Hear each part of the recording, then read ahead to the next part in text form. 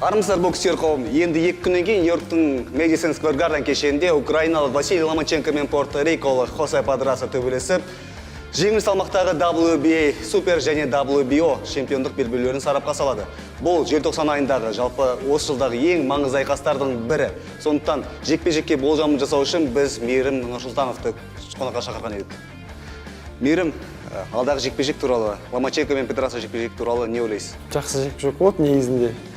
Менің ойымша, бірақ Ломаченко үшін оңай жекпе-жек болады. Неге?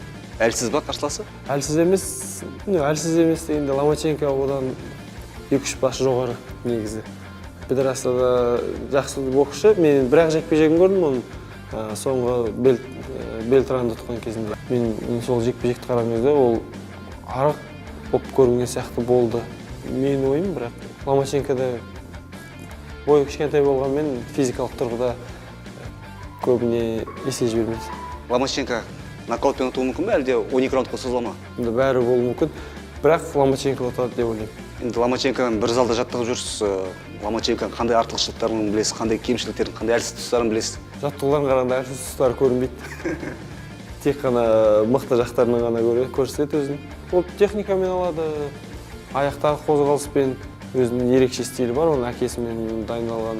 Жалпы жеңіл салмақта Ломаченкоға қазір ең лайықты қарсылас кім болады? Жеңіл салмақта Майки Гарсия болуы мүмкін. Джервонта Дэвис. Жеңілді деп ойламаймын, бірақ қызықты жекпе-жек болады деп ойлаймын. Мынау Педрасамен болатын жекпе-жек қызықты бола ма, әлде кішкене іш пыстырар ма?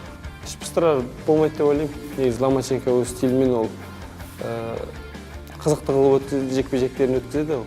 Бір Мариага дегенмен болған жекпе-жегінде басында қызықсыз басталды, бірақ аяғында Ломаченко өзі импровизация жасап қызықты қылды жекпе-жекті. Сондықтан бұл өте қызықты жекпе-жек болады деп ойлаймын. Ендеше, Мейірім, болжамға көп рахмет. Ал біздің бүгінгі бағдарламамыздың демеушісі Аврора компаниясы Акнасеп сауда белгісімен.